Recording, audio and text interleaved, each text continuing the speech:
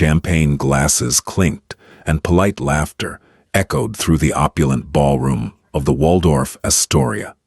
My new mother-in-law, Beatrice, had just leaned into the microphone, her voice dripping with venom, as she publicly thanked my parents for scraping together what pennies they had to attend.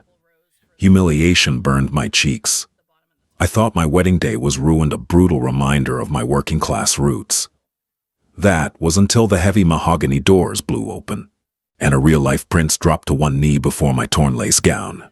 Growing up in the deep blue-collar heart of South Philadelphia, my world was built on the scent of motor oil and the sound of sizzling grills. My father, Thomas Carmichael, was a senior mechanic for a regional airline, a man whose hands were permanently calloused and stained with grease no matter how hard he scrubbed them with pumice soap. My mother, Martha, managed a chaotic public high school cafeteria. We didn't have a summer house in the Hamptons or a ski chalet in Aspen. We had a modest 3-bedroom row house with a leaky roof and a porch where we spent our summer evenings drinking iced tea out of mason jars. But we had love. We had fierce, unwavering loyalty, and my parents sacrificed every spare dime they ever earned to send me to a private prep school and eventually to Yale University on a partial scholarship. Yale was a culture shock that nearly broke me during my freshman year. I was a girl who bought her clothes at thrift stores and worked weekend shifts at a local diner to pay for my textbooks, suddenly surrounded by the heirs to American dynasties. It was there, during a bitterly cold November evening in the university library, that I met Harrison Kensington. Harrison was the golden boy of the campus, tall, striking with effortlessly messy blonde hair, and the kind of casual confidence that only comes from knowing your family name is etched into hospital wings and university libraries across the eastern seaboard. The Kensingtons were real estate royalty in New York City, billionaires who viewed the world from the penthouse suites of their glass and steel towers. Yet when Harrison approached me over a stack of macroeconomics textbooks, he didn't seem like the arrogant trust fund kids I had actively avoided. He brought me a lukewarm coffee, cracked a terrible joke about supply and demand, and looked at me with eyes that seemed genuinely interested in who I was, not what my net worth happened to be. For 3 years we were inseparable. Harrison was my escape from the crushing pressure of my studies, and I was his anchor to reality. He loved taking me to dive bars, where the floors were sticky with spilled beer. He claimed to despise the suffocating expectations of his family's empire. He promised me that we were different, that he was going to forge his own path. I fell in love with that version of Harrison. I fell in love with the boy who ate $1 pizza on the sidewalk and talked about moving to a farm in Vermont. The illusion began to crack the night he introduced me to his mother, Beatrice Kensington. The dinner took place at the family's Park Avenue penthouse, a sprawling, multi-million-dollar duplex that looked more like a museum than a home. Original Picasso paintings hung on the walls, and the dining table was a massive slab of imported Italian marble. Beatrice was a terrifyingly elegant woman. She wore vintage Chanel and possessed a smile that never quite reached her icy blue eyes. Her husband, Reginald Kensington, barely looked up from his iPad when we arrived, offering only a brief grunt of acknowledgement. Carmichael. Beatrice purred over the appetizer course, which consisted of seared scallops that looked too small to actually eat. "Are you related to the Boston Carmichaels, the shipping magnates?" "No, ma'am," I replied politely, keeping my back perfectly straight, just as my mother had taught me. "My father is an aircraft mechanic in Philadelphia. My mother works in the public school system." The silence that followed was suffocating. The only sound was the faint clinking of solid silver forks against bone china. Beatrice exchanged a fleeting, microscopic glance with Reginald before turning her razor-sharp gaze back to me. "How quaint," she murmured, her tone implying she had just discovered a cockroach on her plate. It must be fascinating living a life so unburdened by legacy. "Tell me, Amelia, do your parents plan to continue working those types of jobs into their twilight years, or is there some sort of pension plan for manual labor?" Harrison coughed into his napkin but said nothing. That was the first red flag, fluttering violently in the wind, but I was too blinded by love to heed its warning. I defended my parents gracefully, speaking of their hard work and dedication, but I could tell Beatrice had already made up her mind. I was an interloper, a gold digger from the slums. Despite his mother's blatant disapproval, Harrison proposed a year after graduation. He got down on one knee in Central Park, presenting me with an engagement ring that featured a diamond so large it felt heavy on my finger. He swore that we would handle his family together, that nothing mattered but us. I believed him.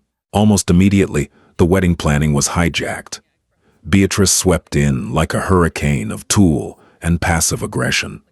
My dream of a small, intimate ceremony in a botanical garden was laughed out of the room. The Kensingtons required a grand spectacle to appease their board members and socialite friends. The venue was booked at the Waldorf Astoria. The guest list swelled to over 500 people, including city mayors, state senators, and business moguls. I was handed a thick, 100-page prenuptial agreement by the Kensington family lawyers. Drafted with language so predatory, it practically promised to leave me destitute if I ever sneezed in the wrong direction. I signed it without reading past the third page. I didn't care about their money. I only wanted Harrison. But as the months dragged on, Harrison became increasingly distant. He was slowly being absorbed into his father's company, trading his casual flannels for bespoke Tom Ford suits. Whenever I complained about his mother's overbearing demands, like how she insisted my family's addresses were too unseemly to receive the custom-engraved invitations directly, he would sigh and rub his temples. "Just let her have this, Amelia. It's easier than fighting her. You just have to play the game."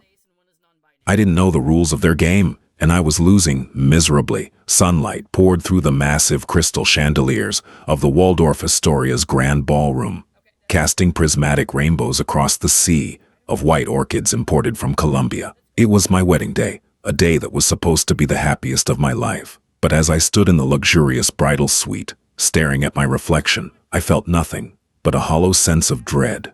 The dress I was wearing was not the dress I had chosen. Months earlier, my mother had withdrawn $2,000 from her meager savings to buy me a simple, elegant A-line gown from a boutique in Philly. We had cried together in the fitting room. It was our special moment.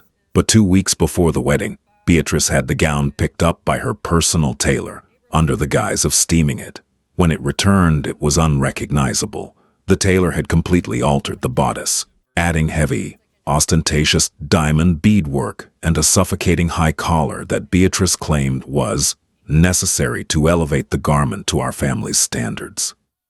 It felt like wearing a bedazzled suit of armor.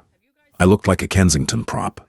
"You look beautiful, sweetie," my mother whispered, coming up behind me and resting her hands on my rigid shoulders. She was wearing a lovely understated navy blue dress she had bought from a department store. But next to the Kensington women dripping in Harry Winston diamonds, she looked terribly out of place. I look like a stranger," I replied, my voice cracking. My father entered the room, looking uncomfortable in a rented tuxedo that was slightly too broad in the shoulders. He smiled warmly, his eyes crinkling at the corners. "You look like my little girl. And today you're marrying the man you love. Nothing else matters." I clung to those words as I walked down the aisle. The ceremony was a blur of Latin chants, a string quartet playing Mozart, and hundreds of eyes staring at me. I tried to focus only on Harrison, who looked dashing at the altar. When we exchanged vows, a flicker of the old Harrison returned, and for a fleeting moment I felt safe. Then the reception began, and the true nightmare unfolded. The moment we entered the ballroom as husband and wife, the stark division of class was impossible to ignore. The seating chart, which Beatrice had fiercely guarded until the day of the event, was a master class in social cruelty. The room was organized hierarchically. At the front, nearest the head table, were the elite. I recognized prominent public figures. Anderson Cooper was chatting by the ice sculpture, and a former state governor was laughing boisterously near the caviar station. Harrison's fraternity brothers and his sister's Ivy League friends dominated the prime real estate of the dance floor. And my family, my aunts, uncles, cousins, and parents had been relegated to the absolute farthest corner of the room. They were seated behind a massive, towering floral arrangement that completely obstructed their view of the head table, placed adjacent to the swinging metal doors of the catering kitchen. Every time a waiter rushed out with a tray of roasted pheasant, the loud clattering drowned out the string quartet from my family's tables. It was a deliberate, calculated insult. I leaned over to Harrison during the first course. "Harrison, look where your mother seated my parents. They're practically in the hallway." He briefly glanced toward the back of the room, his jaw tightening. "Amelia, please. The front tables had to go to the company's major stakeholders. My parents need to keep up appearances. Your family is fine, they have plenty of food. Let's just enjoy the night." I swallowed the lump in my throat, sipping my champagne to keep from crying.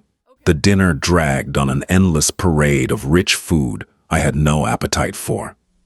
Then came the speeches. The best man, a hedge fund manager named Preston, made a raunchy inside joke-filled toast that alienated half the room. My father had been explicitly told by Beatrice that there was no time in the schedule for the father of the bride to speak, breaking a deeply cherished tradition. Instead, Beatrice Kensington took the stage. She tapped a silver spoon against her crystal flute, and the sprawling room fell completely silent. She stepped up to the microphone, her posture impeccably straight. A patronizing smile stretched across her flawless face. "Family, friends, distinguished guests," Beatrice began, her voice echoing smoothly through the ballroom's sound system. "Today is a momentous occasion for the Kensington family.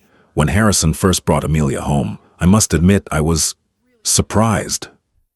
A low ripple of knowing chuckles swept through the front tables. I felt my stomach drop to the floor.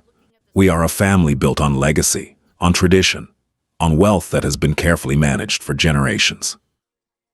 And Amelia. Well, Amelia comes from a very different world. Beatrice paused, letting her eyes drift toward the back of the room where my parents sat in the shadows of the kitchen doors. "I want to take a moment to acknowledge Amelia's parents, Thomas and Martha. It is truly remarkable that they were able to make it here today. We know it must have been incredibly difficult to scrape together what pennies they had to attend such an event." My heart stopped. The air left my lungs. "We at Kensington Global have always believed heavily in philanthropy." Beatrice continued, her tone dripping with false sweetness. "We believe in the American dream, and what better testament to that dream than this wedding? We are thrilled to welcome a girl with absolutely nothing into our fold. It is our greatest charity yet to uplift someone from such humble, gritty beginnings and give her a chance to live a real life among people of substance. And let us raise a glass to charity, to duty, and to our new daughter-in-law. To charity." A few voices echoed from the crowd, followed by polite, pitying applause. I sat frozen, the blood rushing to my ears. It was a public execution. She hadn't just insulted me, she had humiliated my parents in front of 500 powerful people. She had painted them as pathetic paupers, and me as a charity case, a rescue dog brought into their pristine mansion. Silence roared in my ears, drowning out the clinking of crystal and the soft jazz that the band had resumed playing. I slowly turned my head to look toward the back of the room. Through a gap in the towering floral centerpieces, I could see my parents. My father, the strongest man I had ever known, was sitting perfectly rigid, his knuckles turning white as he gripped the edges of the white linen tablecloth. My mother was staring down at her lap, her shoulders shaking slightly as she desperately tried to hold back tears of deep, agonizing shame. A white-hot fury ignited in my chest, burning away the nerves and the fear that had plagued me for the past year. I turned to the man I'd just married, the man who had promised to stand by me, to protect me from the very people currently applauding my humiliation. Harrison was sipping his champagne, a faint, uncomfortable flush on his cheeks. He wasn't looking at me. "Are you going to say something?" I whispered, my voice trembling with rage. "Harrison, your mother just called my family a charity case, in front of the entire room." He finally looked at me, his eyes pleading, but not for my forgiveness, for my compliance. He reached out and squeezed my hand tightly under the table.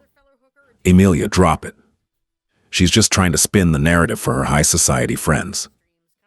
She didn't mean it maliciously. If you make a scene now, you'll embarrass both of us in front of the board of directors. Just smile, please. Spin the narrative." Embarrass us. Just smile. In that agonizing fraction of a second, the rose-colored glasses didn't just fall off. They shattered into a million jagged pieces. I looked at Harrison Kensington and realized I didn't know him at all. The boy who ate dollar pizza in New Haven was dead. The man sitting beside me was a coward. A perfect replica of his father, completely tethered to the golden strings his mother pulled. I yanked my hand out of his grasp. Without a word, I pushed my heavy, suffocating chair back. The screech of the wooden legs against the polished floor drew a few stares, but I didn't care. I stood up, grabbing the heavy, jewel-encrusted skirt of my ruined wedding dress, and marched away from the head table. "Amelia," Harrison hissed under his breath. "Sit down." I ignored him, my vision blurring with unshed tears as I practically ran toward the hallway leading to the bridal suite. I needed to breathe. I needed a moment away from the hundreds of judging eyes. I burst through the doors of the opulent bathroom attached to the suite, locking myself in the furthest stall. I pressed my face into my hands, gasping for air, the heavy bodice of the dress crushing my ribs. A few moments later, the heavy oak door of the bathroom swung open. High heels clicked loudly against the marble floor. It was Harrison's younger sister, Victoria, and one of her bridesmaid friends, a wealthy socialite named Chloe. "Did you see her face?" Victoria's cruel laughter echoed off the tiled walls. "They didn't know I was in the stall." "God, Beatrice was brutal, but she wasn't wrong," Chloe replied, turning on the gold-plated faucet.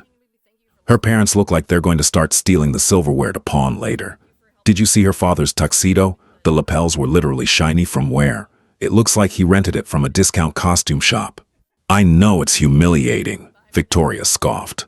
"Harrison is an idiot for actually going through with this. Give it a year, he'll pay her off and send her back to the slums. It's exactly like Mother said, she's just a stray cat he felt sorry for."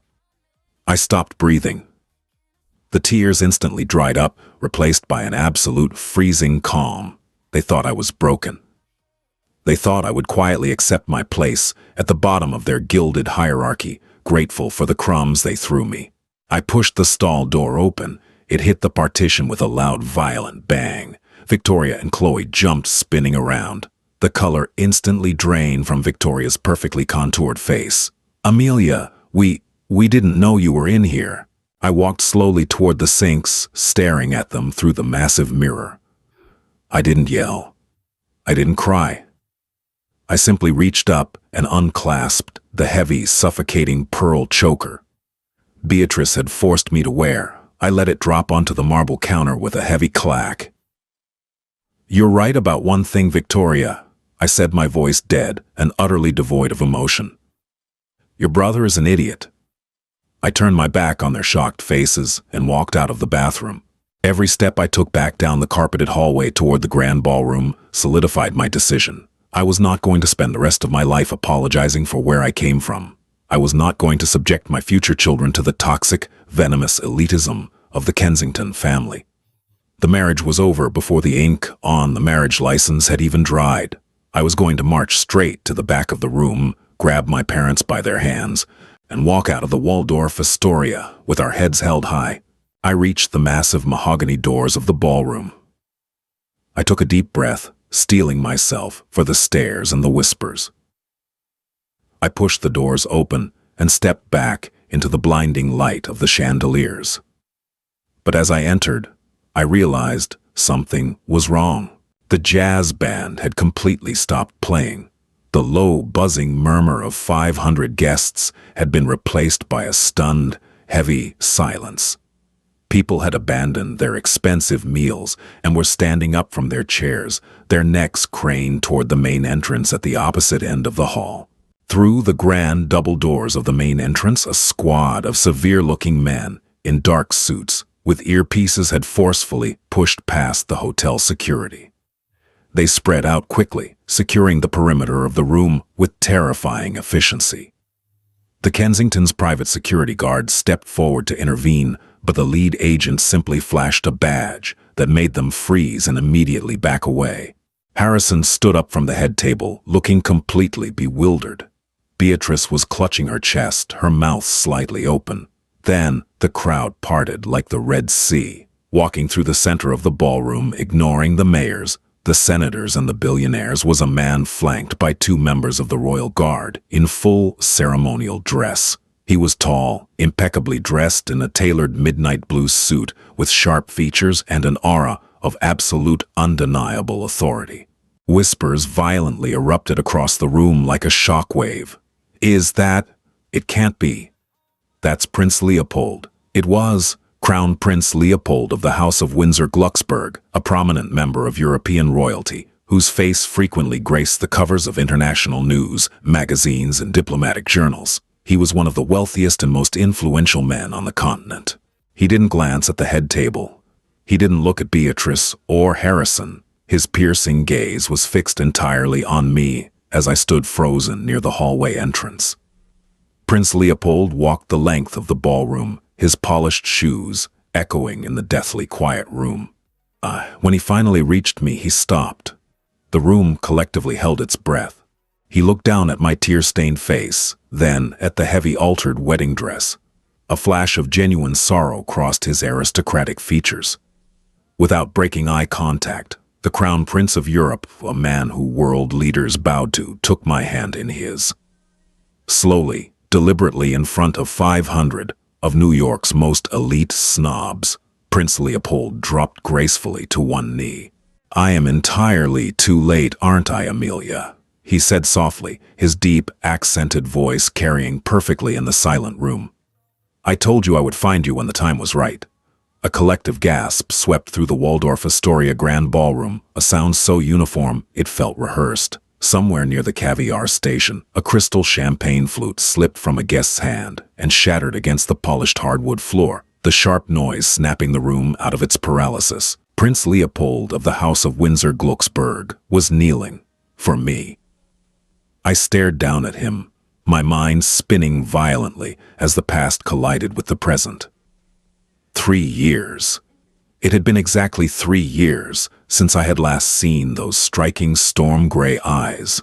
Before Harrison, before the suffocating world of Kensington Global, there was Geneva. During my junior year at Yale, I had secured a highly competitive, though completely unpaid, internship at the World Economic Forum in Switzerland. To afford a tiny, unheated flat on the outskirts of the city, I worked nights as an administrative assistant at the summit's headquarters. It was there, during a tense, closed-door session on international energy policies, that I met Leo. He hadn't introduced himself as a prince. He was dressed in a simple, slightly rumpled suit, hiding from his security detail in the archives room where I was frantically organizing translation transcripts. I had assumed he was just another overworked junior diplomat. We bonded over burnt break room coffee and our mutual exhaustion. For 3 weeks, we stole moments together. We walked along the frigid shores of Lake Geneva at midnight, talking about the crushing weight of expectations. I told him about my parents' calloused hands and my desperate need to make their sacrifices mean something. He told me about a family legacy that felt more like a prison sentence, a destiny mapped out for him since birth. I fell for him deeply and entirely. But on our final night, reality crashed down. The international press discovered his location. The junior diplomat was the crown prince hiding from the overwhelming grief of his father's sudden terminal illness. He was pulled away by a swarm of royal guards before we could even say a proper goodbye. A week later, a heavy wax-sealed letter arrived at my tiny flat. "My duty calls me to the throne, Amelia. I must stabilize my family's house. But I give you my word, when the storm passes I will find you. Wait for me, Leopold." I had waited. I waited for 2 agonizing years, scouring international news, watching him get crowned, watching him travel the world alongside foreign dignitaries. But no letters followed, no secret visits. I convinced myself that our time in Geneva was just a fleeting escape for a grieving royale, a fairy tale I had stupidly mistaken for reality. Heartbroken and needing an anchor, I eventually allowed Harrison Kensington into my life. And now, Leopold was here, kneeling on the hem of the gaudy, bedazzled dress Beatrice Kensington had forced upon me. Leopold. I breathed the name, tasting familiar and foreign all at once. You're here. I promised you I would return when the time was right," he said softly, standing up to his full, intimidating height. He reached out his thumb, gently wiping away a tear that had escaped down my cheek. It took longer than I anticipated to untangle the bureaucratic nightmares of my court. But I never stopped looking for you. When my intelligence office finally located you, I was told you were marrying today. I flew straight from London. I hoped I wasn't too late. Before I could formulate a response, the frantic clicking of high heels shattered our private bubble. Beatrice Kensington was practically sprinting across the ballroom, shoving past a bewildered state senator to reach us. Her face was a terrifying mask of desperate social climbing and pure panic. Harrison was trailing behind her, looking as though he might physically be ill. Your Royal Highness, Beatrice stammered, dropping into a deep, clumsy curtsy that nearly caused her to lose her balance. We are profoundly honored. Had we known Kensington Global was hosting royalty, we would have prepared the royal suite.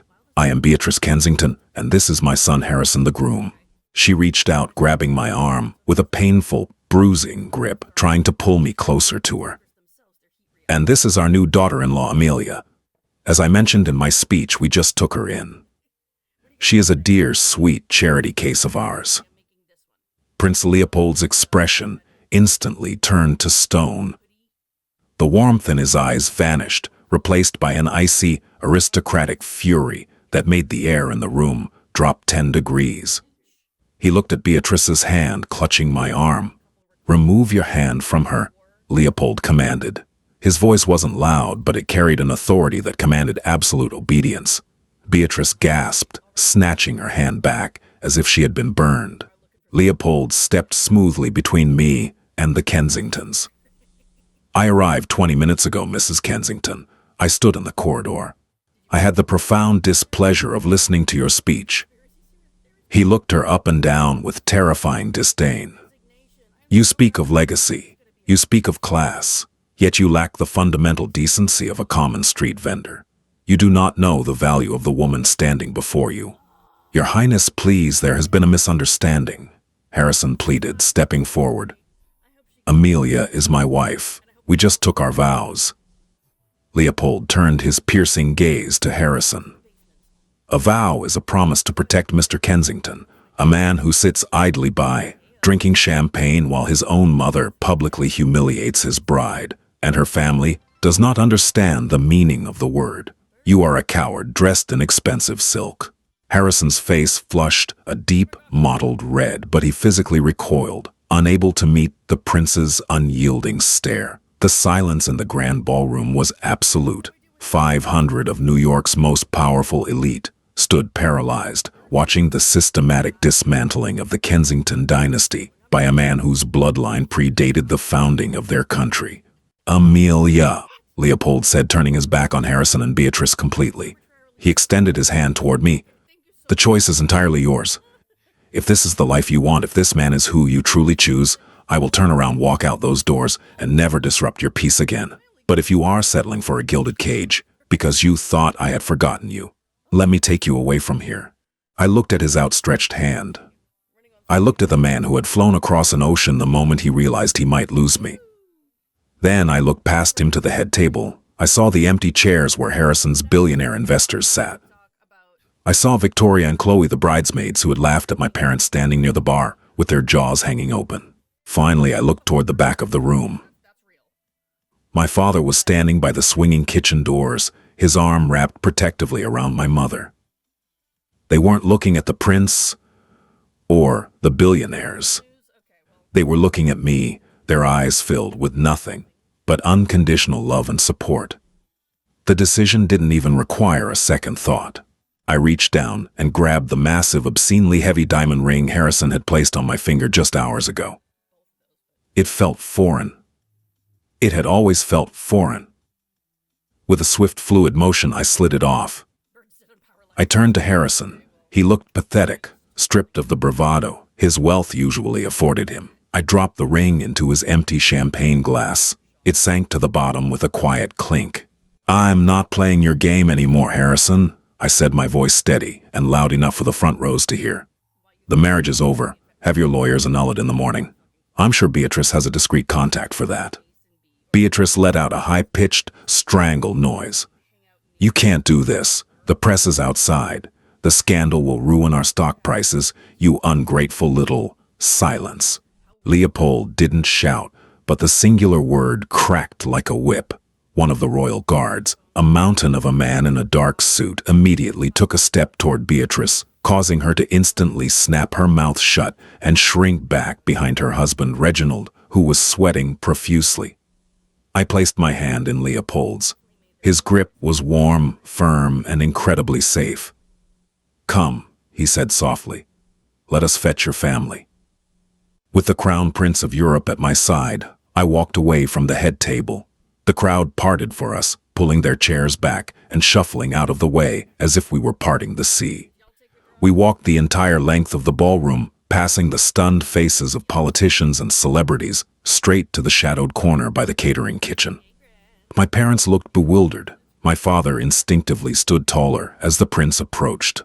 Mr. and Mrs. Carmichael, Leopold said, offering a deep, respectful bow that sent a fresh wave of shocked whispers rippling through the ballroom. It is the greatest honor of my life to finally meet you. Amelia has told me of your strength and your sacrifices. You raised a woman of unparalleled grace. My mother put her hand over her heart, tears spilling over her eyelashes. It's a pleasure, Your Highness. Please call me Leo. He smiled gently. He signaled to his guards. My men will assist you with your belongings. My private motorcade is waiting outside. I have prepared a suite for you at the plaza, far away from this circus. My father looked at me, a silent question in his eyes. I nodded. He broke into a wide, triumphant grin, clapping his hand onto my shoulder. Let's go home, sweetheart. Surrounded by the royal guard, my parents Leopold and I began our procession out of the Waldorf Astoria. The humiliation that had crushed me an hour ago was entirely gone, replaced by a radiant, soaring sense of freedom. I was leaving behind a family of venomous snakes and stepping into a world where I was actually valued. Just as we reached the massive mahogany double doors of the ballroom, a desperate shout echoed from behind us. Amelia, wait! I paused and looked over my shoulder. Harrison had broken away from his mother and was running down the center aisle, his face a mask of panic. He realized exactly what he was losing, not just a wife, but his public dignity. Amelia, please, we can fix this, he yelled, reaching his hand out. Two of Leopold's guards seamlessly stepped into the aisle, forming an impenetrable human wall of tailored suits and lethal training. Harrison slammed to a halt, raising his hands in surrender as the guards stared him down. Leopold looked over his shoulder, his expression devoid of pity. She is no longer your concern, Mr. Kensington. Return to your mother. With those final words, we pushed through the grand doors. The heavy mahogany slammed shut behind us, cutting off the frantic buzzing of the ballroom. We walked through the lobby out into the cool, crisp New York evening air, where a line of black SUVs and a sleek armored Rolls-Royce waited under the city lights. The Kensington era was over. The real story was just beginning. The transition from the suffocating hostile atmosphere of the Waldorf Astoria to the serene palatial luxury of the Plaza Hotel felt like crossing an ocean in the span of a single breath. Prince Leopold's private motorcade had glided through the neon-lit streets of Manhattan like a fleet of shadows, the flashing lights of our police escort clearing a path through the chaotic city traffic. Inside the armored Rolls-Royce, the silence was comfortable, a stark contrast to the venomous buzzing we had left behind. My mother sat with her hand clasped tightly in my father's, her eyes wide as she took in the plush leather and polished walnut accents of the vehicle. I sat next to Leopold, my hand resting in his. The warmth of his palm was the only thing keeping me anchored to reality. You are safe now, Amelia, Leopold whispered, his thumb tracing a comforting circle on the back of my hand. The Kensingtons can no longer touch you. I have already instructed my legal counsel to oversee the annulment paperwork. It will be finalized by sunrise, completely bypassing their predatory prenuptial agreements. Thank you, Leo, I murmured, leaning my head against his shoulder. The heavy jewel-encrusted bodice of my wedding dress felt like a relic from a past life, a costume I couldn't wait to shed. I can't believe Harrison let it happen. I can't believe I almost tied my life to that family. My father leaned forward from the facing seat, his face serious, but his eyes filled with immense pride. You didn't bow to them, Amelia.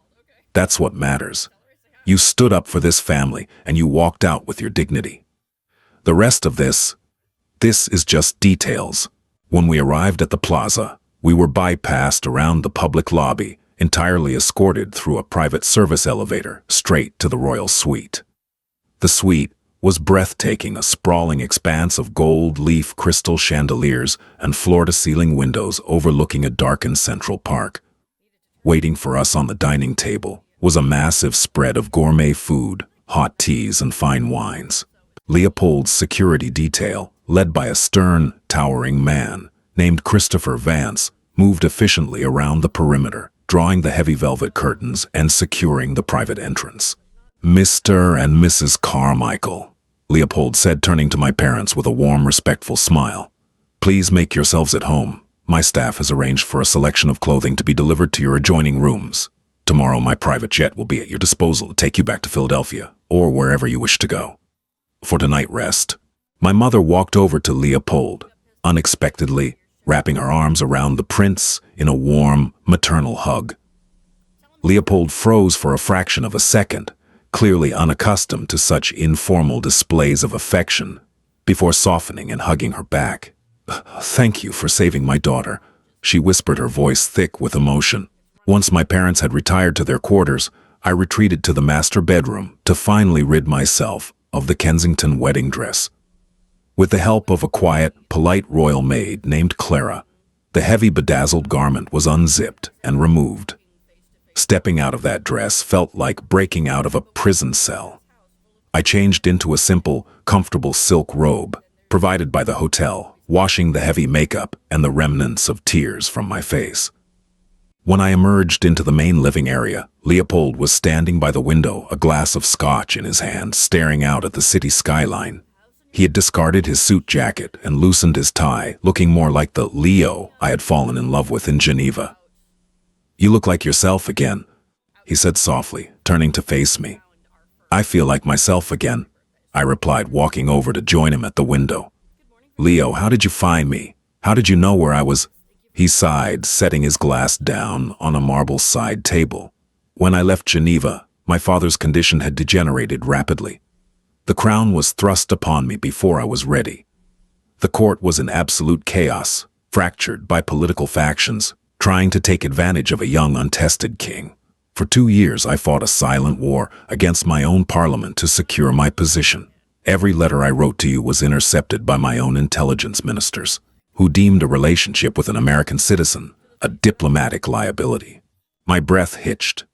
They intercepted your letters. Yes, Leopold said, his eyes flashing with residual anger. I only discovered the truth 3 months ago after I thoroughly purged the corrupt elements of my cabinet. The moment I gained full control of my intelligence agency, I ordered a global search for you. That was when I discovered Christopher Vance, my lead investigator, had tracked your name to a wedding registry in New York City. The date was today. The groom was Harrison Kensington. He took both of my hands in his, looking down at me with desperate sincerity. I knew I had to risk the scandal. I flew through a transatlantic storm, breaking every diplomatic protocol, praying I wouldn't be too late to stop you from making a terrible mistake. When I walked into that ballroom and heard that vile woman speaking about you, I wanted to dismantle their entire empire with a single phone call. You did enough. I smiled, a genuine, radiant laugh escaping my lips for the first time in months. You brought the Kensingtons to their knees without firing a shot. We are not done yet, Amelia. Leopold smiled back, a dangerous, aristocratic glint appearing in his eyes. The Kensingtons think they rule New York. They are about to learn that the world is much larger than Manhattan. By 8 a.m. the following morning, the international financial markets opened, and the Kensington dynasty awoke to an absolute, unmitigated catastrophe. The scandal at the Waldorf Astoria had leaked. Despite Beatrice's desperate attempts to bribe the catering staff, the musicians and the hotel management, someone in the room had recorded the entire exchange on a smartphone. By midnight, a grainy video of Crown Prince Leopold kneeling before a torn lace bride, followed by his systematic, verbal execution of Beatrice and Harrison, had gone viral across social media. The headlines across the global news networks were merciless. Royal rejection. Crown Prince Leopold halts billionaire wedding. Portraiture. Kensington Global in freefall after mother of the groom's charity speech sparks royal fury. The prince and the mechanic's daughter inside the gilded public disgrace. I sat at the marble breakfast bar in the Plaza Suite, scrolling through the news on a tablet while sipping black coffee. My father was sitting next to me, eating a plate of eggs. Benedict, a look of immense satisfaction plastered across his face. "Look at this, Amelia." My father chuckled, pointing at a financial ticker on the television screen. Kensington Global stock is down 12% in pre-market trading. Investors are pulling out of their upcoming luxury development projects in London and Frankfurt. Leopold entered the room, fully dressed in another impeccably tailored suit, followed closely by his legal advisor, a sharp-featured British gentleman named Julian Vance. "Good morning, Amelia Thomas." Leopold greeted us smoothly. He looked at Julian, nodding. "Give us the update, Julian." Julian stepped forward, opening a thick leather portfolio. As of 20 minutes ago, the annulment has been legally finalized and recorded in the state of New York. Miss Carmichael is officially legally single. Furthermore, Prince Leopold's European Sovereign Wealth Fund has officially severed all ties with Kensington Global's international banking partners. We have effectively blacklisted their commercial real estate sector across the entire European continent. "What does that mean for them?" I asked, leaning forward. "It means bankruptcy within the fiscal year unless they find a miracle," Julian replied with a cold, professional smile. "Their entire business model relies on European investments. Without your Royal Highness's blessing, those banks won't touch a Kensington project with a 10-foot pole." Before Julian could close his folder, a frantic buzzing echoed from the suite's intercom system. Christopher Vance stepped out of the foyer, looking deeply amused. "Your Royal Highness, Miss Carmichael," Christopher said, bowing slightly. "We have a situation at the main hotel entrance. Reginald and Harrison Kensington are downstairs practically begging the hotel security for an audience. They claim it is a matter of life and death for their company." Leopold looked at me, raising an eyebrow. "It is your choice, Amelia. We can have them removed by the police, or we can let them crawl." I felt a cold surge of empowerment course through my veins. The girl who had quietly endured Beatrice's insults for a year was officially dead. "Let them up, Leo. I want to look them in the eye." 10 minutes later, the double doors of the royal suite opened, and Harrison and his father, Reginald Kensington, were escorted in by 2 heavily armed royal guards. They looked unrecognizable. The arrogant, untouchable billionaires of Park Avenue looked haggard, terrified, and utterly defeated. Harrison's hair was a disheveled mess, his expensive suit wrinkled as if he had slept in it. Reginald, usually a cold and stoic man, was visibly trembling, clutching a leather briefcase to his chest, like a shield. Beatrice was notably absent. "Amelia, please," Harrison erupted the moment he saw me taking a frantic step forward before a guard placed a heavy-gloved hand on his chest, stopping him dead. "You have to stop this. The board is meeting in 2 hours to force my father and me out of our own company. Our stock is tanking. The banks are freezing our assets." "Mr. Kensington," Leopold interjected, his voice dropping into a dangerous, icy register. "You are speaking to a woman who is under the direct protection of a sovereign crown. Lower your voice and lower your eyes." Reginald Kensington immediately stepped in front of his son, dropping his briefcase onto the floor and sinking into a deep, desperate bow before Leopold. "Your Royal Highness, we beg for your clemency. My wife, Beatrice, she is an arrogant, foolish woman. She has been sedated by her doctors. She did not know what she was doing. We are prepared to issue a full worldwide public apology to Amelia and her family. We will pay any amount of damages." He then turned to my father, his eyes pleading. "But, Mr. Carmichael, please, from one father to another, I built this company from nothing. Don't let my family be ruined because of my wife's big mouth. Speak to your daughter." My father slowly set his coffee cup down. He stood up, walking over to Reginald. Despite wearing a simple borrowed polo shirt, my father looked infinitely more powerful than the billionaire kneeling before him. When we sat at that back table by the kitchen, Reginald, my father, set his voice low and vibrating with a fierce, quiet intensity. You didn't look at me once. You let your wife treat my daughter like dirt. You thought your money made you a god, and you thought my calloused hands made me a ghost. You didn't care about my family then. Why should I care about yours now? Reginald choked back a sob, unable to answer. Harrison looked past his father, his eyes locking onto mine. Amelia, we loved each other. 3 years we were together. You know I'm not like them. I was just caught under my mother's thumb. Please tell the prince to lift the sanctions, for old times' sake. I walked over to Harrison, stopping just inches away from the guard holding him back. I looked at the man I'd once thought I would spend the rest of my life with. I felt no anger. I felt no hatred. I only felt a deep, profound sense of pity. You had 3 years to stand up to your mother, Harrison, I said softly, my voice cutting through the room like a razor. You had 3 years to prove that you love me more than your trust fund. But when she stood at that microphone and dragged my parents through the mud, you told me to smile and play the game. I took a deep breath, looking over at Leopold, who watched me with a look of absolute admiration. The game is over, Harrison, I concluded. And you lost. I turned my back on them, walking back to Leopold's side. Leopold looked at Christopher Vance. Remove them from my presence and ensure their names are permanently barred from any establishment associated with our house. Yes, Your Royal Highness, Christopher replied. The guards grabbed Harrison and Reginald by their arms, dragging them out of the suite as Harrison continued to yell my name, his desperate cries echoing down the hallway until the heavy doors slammed shut, silencing the Kensingtons once and for all. Weeks dissolved into months, and the glittering toxic skyline of Manhattan was replaced by the serene, sweeping vistas of the Swiss Alps and the historic grandeur of Leopold's royal estate. My transition from a blue-collar daughter of a Philadelphia mechanic to the future crown princess of a European monarchy was nothing short of cinematic. But unlike the suffocating gilded cage that Beatrice Kensington had tried to lock me inside, Leopold's world was built on mutual respect and genuine partnership. He didn't want a silent prop to wear heavy diamonds and smile at board members. He wanted a partner. During my first few months in Europe, I refused to simply sit idle in the palatial gardens. I had a degree in macroeconomic policy from Yale, and I intended to use it.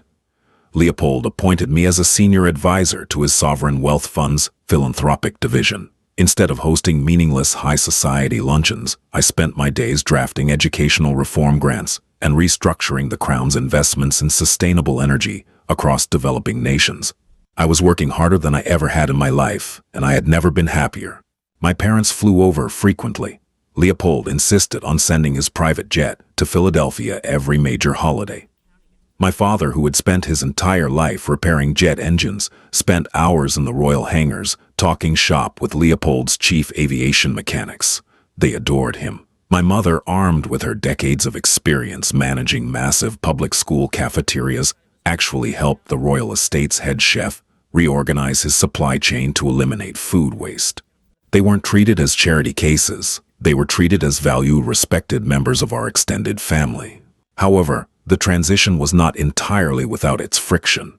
The European aristocracy is an ancient, deeply entrenched machine, and there were still those who viewed my working-class American background as a stain on the royal bloodline. The true test of my new life arrived during the annual Winter Solstice Gala, a highly exclusive diplomatic summit hosted at the Royal Palace in Geneva. The guest list included prime ministers, tech billionaires, and the oldest aristocratic families in Europe. I was wearing a stunning, custom-designed emerald green gown by Carolina Herrera, elegant, understated, and utterly comfortable.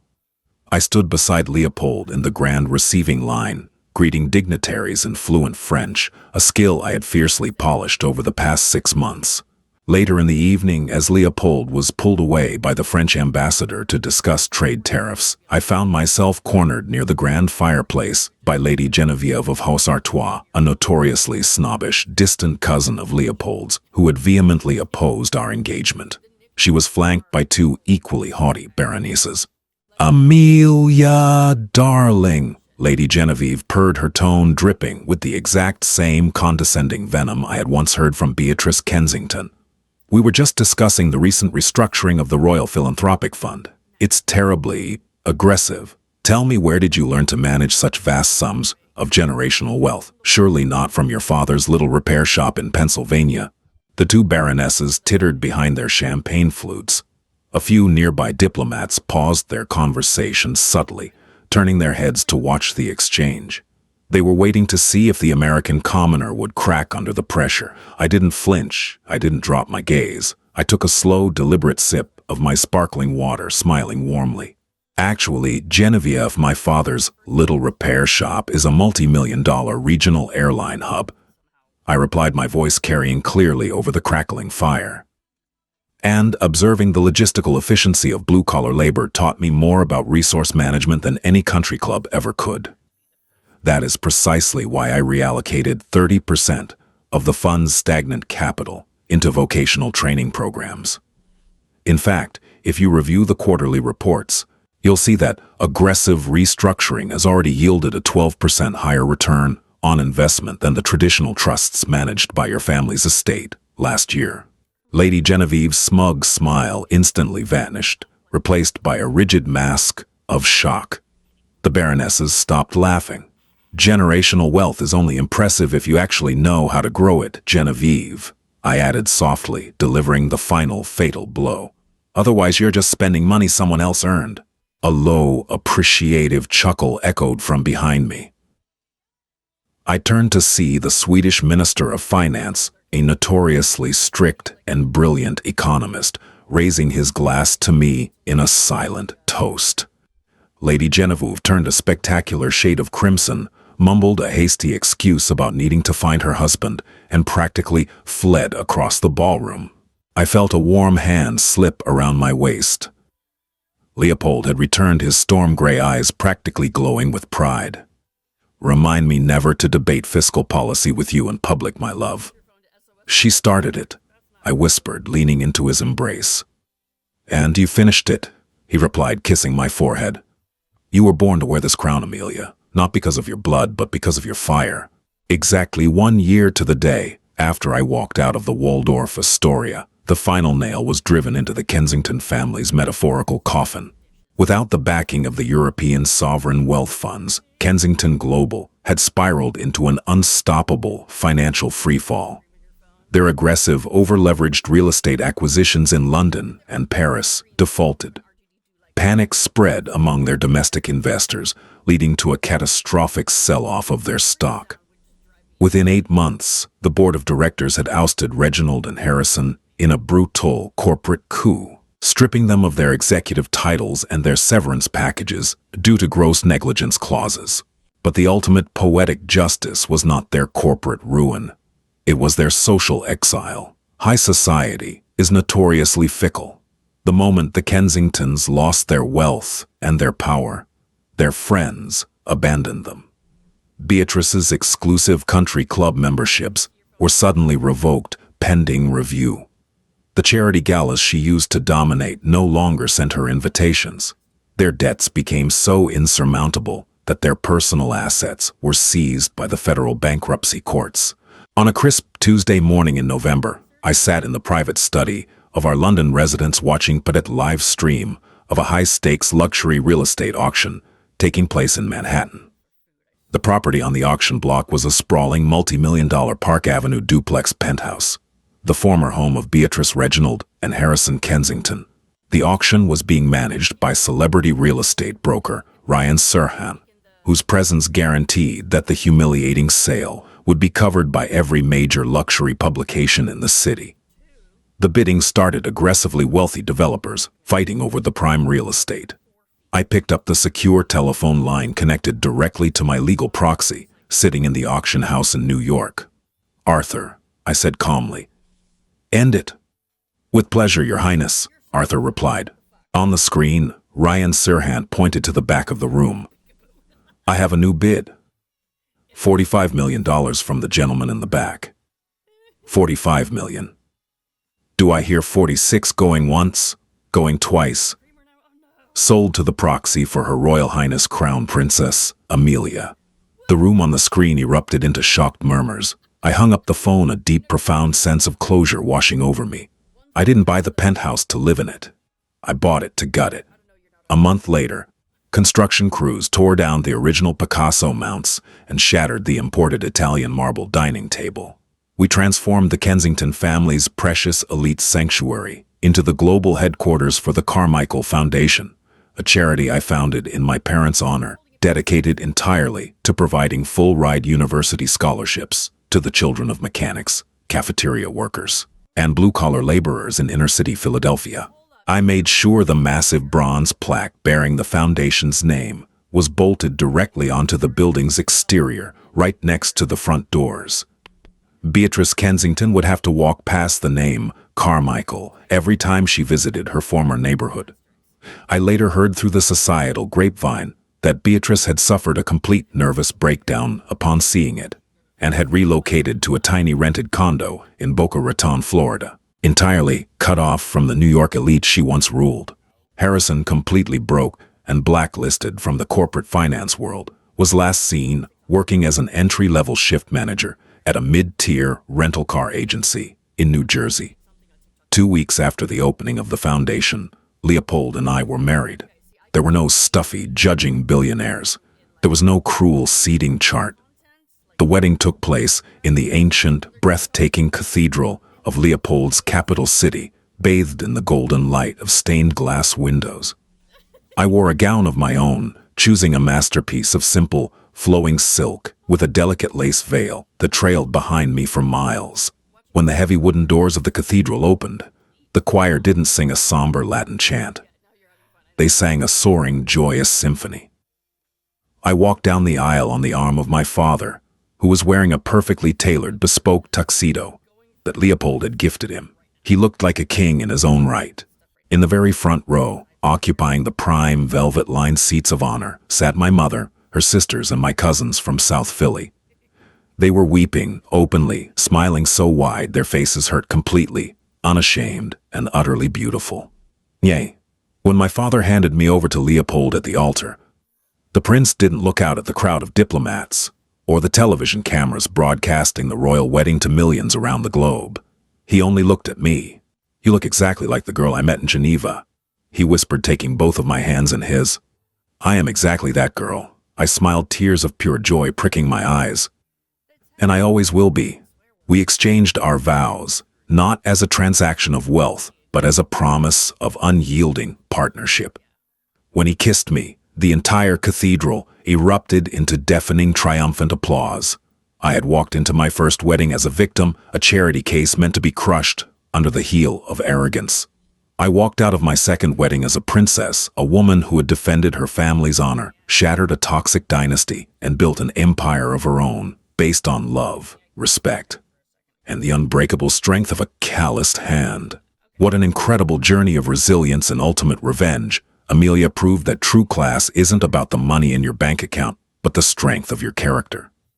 If you loved watching the Kensington family get exactly what they deserved, and seeing Amelia find her true prince, please hit that like button. Share this triumphant story with anyone who needs a reminder to never let anyone make them feel inferior, and don't forget to subscribe to our channel for more dramatic, real-life inspired stories.